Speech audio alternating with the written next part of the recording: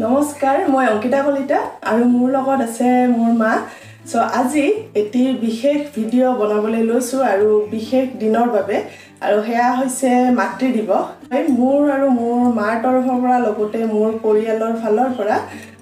প্ৰতিগৰাকী মাতৃলৈ মাতৃ দিৱসৰ বহুত শুভেচ্ছা জনাইছো আৰু আজি মাতৃ দিৱস উপলক্ষে ভাবিলো আপোনালোকলৈ মাৰ হাতৰ ৰেচিপি এটা শেয়াৰ কৰো অলৰেডি মই দুটা ৰেচিপি শেয়াৰ কৰিছো মাৰ হাতৰ সোৱাদ বুলি আশা কৰিছো আপোনালোকে ভাল পাইছে বহুতে অলৰেডি চাইছে সো আজি 3 নম্বৰ ৰেচিপি আন এটা ৰেচিপি আপোনালোকলৈ লৈ আনিছো মাৰ হাতৰ সোৱাদ আজি আপোনালোকে আকৌ এবাৰ পাব সো আশা কৰিছো আপোনালোকে ভাল পাব ভিডিওটো মা কিবা কবা নেকি কৈ দিয়া মোৰ তৰফৰ পৰা প্ৰতিগৰাকী মাতৃলৈ মাতৃ দিৱস উপলক্ষে শুভকামনা জনালো নমস্কাৰ সো এতিয়া আমি আৰম্ভ কৰিম বনাব মই আসলতে মা খুধি আছিল মানে ভিডিও বনাম বুলি ভবা নাছিলো হঠাতে প্লেনিং হল আৰু মাক মই খুধিলো কি বনালে ভাল হ'ব মাতৃ দিৱস উপলক্ষে আৰু এতিয়া ঘৰতো ইমান বস্তু মানে এভেইলেবল নাই সো হেকাৰণে বাকি কথা কৈ আছো আৰু এতিয়া আমি আৰম্ভ কৰো ঘৰতে সহজতে পোৱা ৰেচিপি এটা বনাবলৈ লৈছো মই আজি ভাবিলো আলুৰ দম বনাম বুলি যেহেতু আলু ঘৰতে আছে হে ভাবিলো যে অকমান আলুৰ দমে বনাও এয়া মই 4টা ডাঙৰ আলু লৈছো আৰু আলুখিনি অকমান সিজাই লৈছো আৰু লৈছো পিয়াজ দুটা মিডিয়াম সাইজৰ আদা নহৰু কেঁচা জ্বলা 4টা দুটা তেজপাত লৈছো অলপ পিয়াজ মিহিমিহিকে কাটি লৈছো আৰু এটা শুকান জ্বলা লৈছো এতিয়া আমি গেছটো জ্বলাই লওক পাতি দিম কেৰাহীটো আমাৰ গৰম হৈ গল ইয়াতে আমি মিঠাতেল দি দিম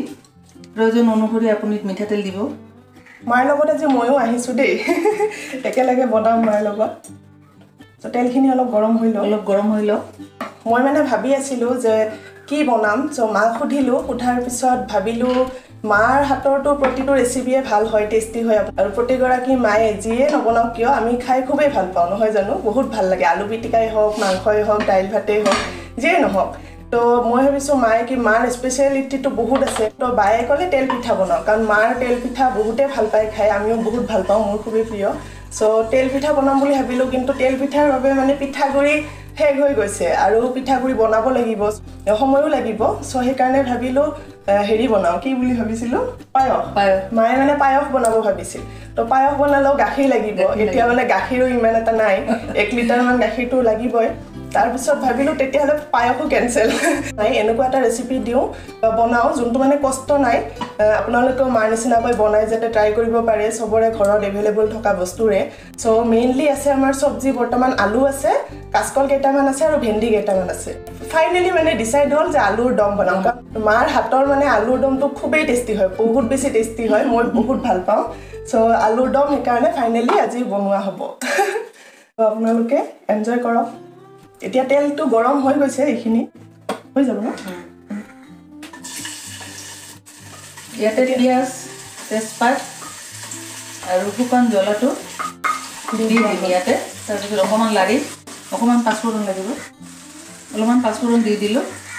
এইখিনি এতিয়া অলপ ভাজি ল'ব লাগিব ন অলপ ভাজি লম ইয়াতে তাৰপিছত ইয়াতে 1 চামুচ আমি হালধি গুড়ি দি লম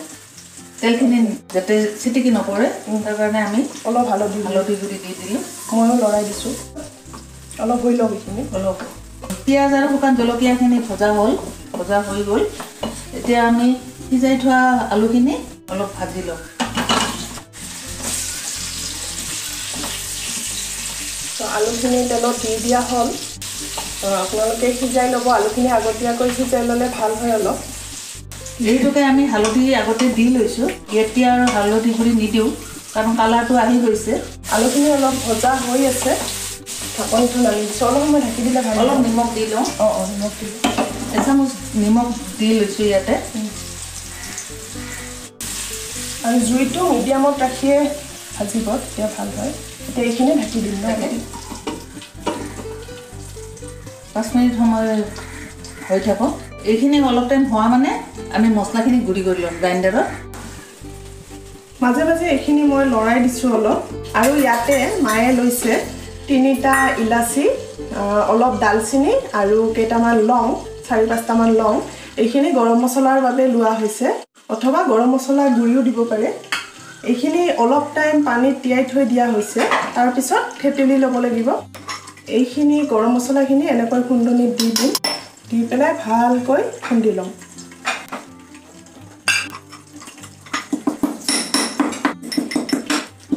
এয়া আমাৰ মছলা ৰেডি হৈ গ'ল মছলা ৰেডি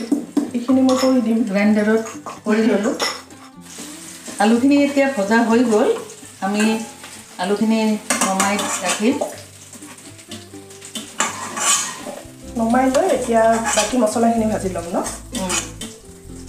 কেৰাহীত অলৰেডি তেল আছেই গতিকে এক্সট্ৰা তেল নিদিলেও হ'ব ন তেল নিদিলেও হ'ব তাৰপিছত ইয়াতে গ্ৰাইণ্ড কৰি থোৱা মছলাখিনি আমি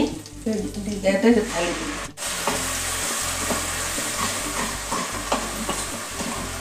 যদি তেল শুকাই যায় তেতিয়াহ'লে আৰু অলপ তেল যোগ কৰি দিব পাৰে এতিয়া মছলাখিনি ভালকৈ ভাজি ল'ব ন এয়া চাওক আমাৰ মছলা ভজা হৈ গ'ল এতিয়া আমি অকণমান ইয়াতে গুড়ি মছলা ব্যৱহাৰ কৰিম সোৱাদৰ কাৰণে আমি অকণমান গুড়ি মছলা ব্যৱহাৰ কৰিম মছলাখিনি ভালকৈ ভাজি নল'লে কেঁচা গোন্ধ এটা থাকি যায় তেতিয়া মানে তৰকাৰীৰ সোৱাদটো ইমান এটা ভাল নহয় চ' ভালকৈ ভাজি ল'লে গোন্ধটো গুচি যাব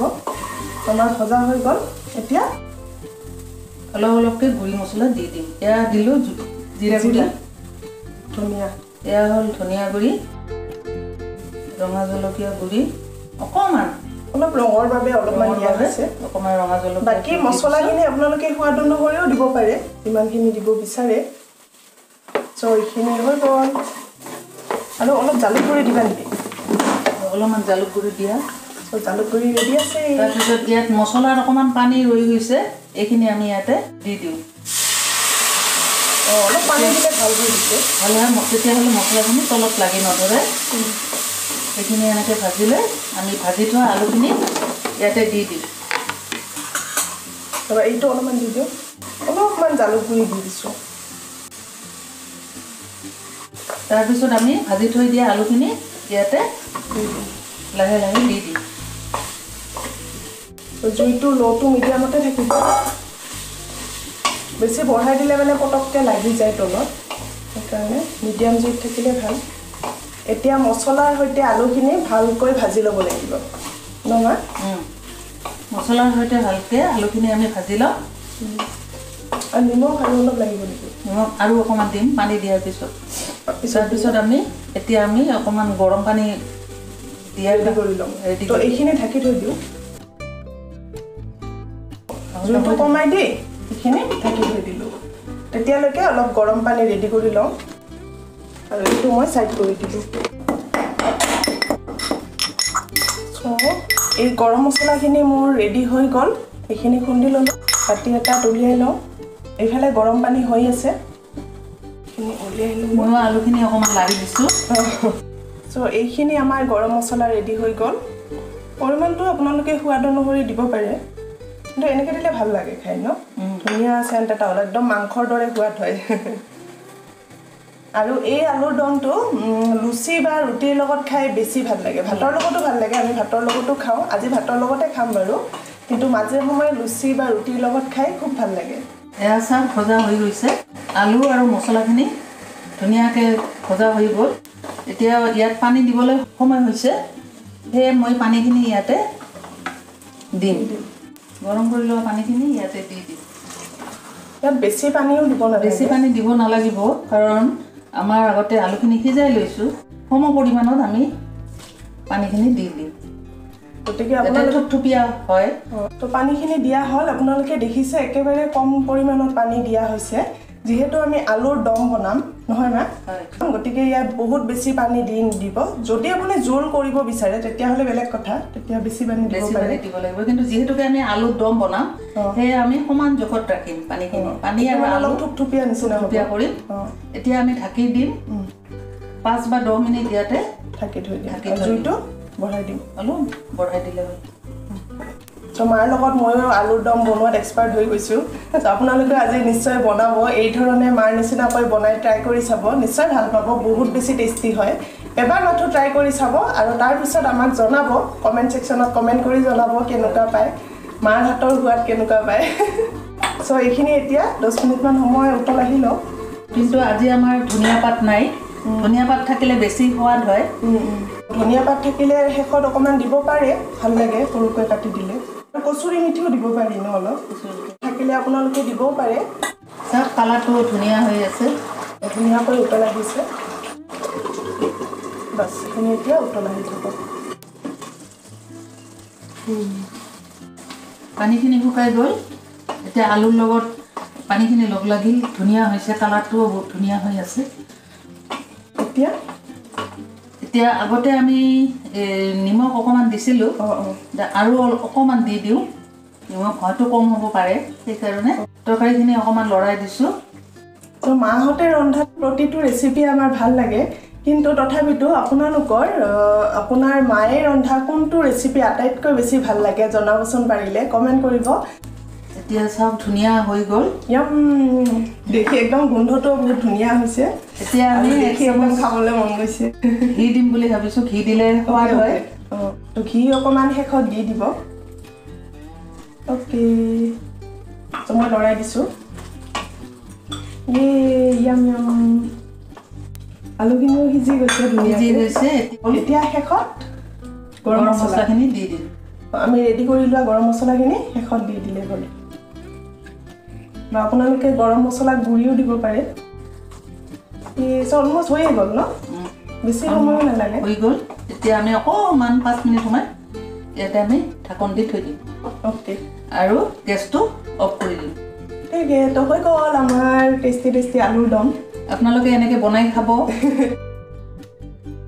খাই কেনে পায় জনাব কমেণ্ট ছেকশ্যন কমেণ্ট কৰি জনাব আৰু আজিকালি এক্সপাৰ্ট হৈ গৈছে আৰু একে ক্ৰিয়েশ্যন সদায় চাই থাকিব আশীৰ্বাদ কৰিব একে ক্ৰিয়েশ্যন ছাবস্ক্ৰাইব কৰিব যিবিলাকে কৰা নাই লাইক শ্বেয়াৰ কমেণ্ট কৰিব আৰু জনাব কেনেকুৱা পালে আজিৰ এই ৰেচিপিটো আৰু ট্ৰাই কৰি চাব ট্ৰাই কৰিও জনাব কেনেকুৱা পালে টেষ্টি হৈছে নে নাই ৰান্ধি খাই টেষ্টি হ'বই বহুত টেষ্টি হয় আৰু মাহঁতে ৰন্ধা যিকোনো ৰেচিপিয়ে ভাল লাগে মই অলৰেডি ক'লোঁ যিয়ে নবনাওক কিয় যিয়ে নাৰান্ধক কিয় খুবেই ভাল লাগে খাই বহুত টেষ্টি হয় আৰু মাতৃ দিৱস উপলক্ষে আজি মই এই ৰেচিপিটো আপোনালোকলৈ আগবঢ়ালোঁ আৰু লগতে প্ৰতিগৰাকী মাতৃলৈ এই ৰেচিপিটো আজিৰ এই ভিডিঅ'টো মই ডেডিকেট কৰিছোঁ গতিকে আশা কৰিছোঁ আপোনালোকে ভাল পালে চ' এতিয়া আমাৰ যিহেতু আলুৰ দম ৰেডি হৈ গ'ল 5-10 মিনিটমান সময় হৈ গ'ল এতিয়া মই এইখিনি ছাৰ্ভ কৰিম চ' বাতি এটাত উলিয়াই লওঁ ভাত খোৱাৰো সময় হৈছে এতিয়া দুপৰীয়াৰ সময় গতিকে একেবাৰে উলিয়াই লওঁ খুব ধুনীয়া গোন্ধ এটা ওলাইছে ৱাও এয়া ৰেডি হৈ গ'ল এতিয়া আমি ভাত বাঢ়িম আৰু গৰম গৰম ভাতৰ লগত গৰম গৰম আলুৰ দম খাম ত' আপোনালোকে এনেকৈ বনাওক খাওক আৰু এনজয় কৰক মোৰ বাবে অকল আজিৰ দিনটোৱে মাতৃ দিৱস নহয় প্ৰতিটো দিনে আমি মাতৃ দিৱস হিচাপে পালন কৰিব লাগে আৰু অকল আজিৰ দিনটো নহয় যে আজি মাদাৰ্ছ ডে আজি মাতৃ দিৱস সেইকাৰণে আমি আজিহে অকল সন্মান কৰিম আজিহে চেলিব্ৰেট কৰিম তেনেকুৱা নহয় আমি প্ৰতিটো দিনেই চেলিব্ৰেট কৰিব লাগে উদযাপন কৰিব লাগে মাহঁতক মৰম কৰিব লাগে মাহঁতক সন্মান কৰিব লাগে ছাপৰ্ট কৰিব লাগে বা মাহঁতৰ লগত কথা পাতিব লাগে আৰু যিহেতুকে এই বিশেষ দিনটো আছে মাদাৰ্ছ ডে হিচাপে গতিকে আমি এই বিশেষ দিনটো চেলিব্ৰেট কৰিব লাগে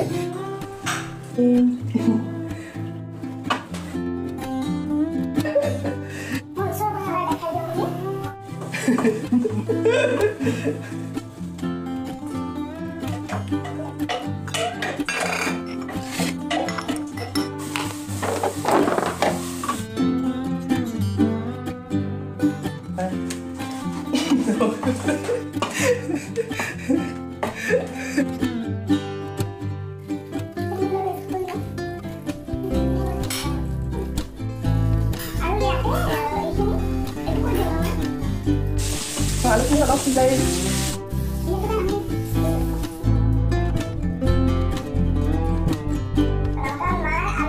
নাৰিকলৰ পিঠা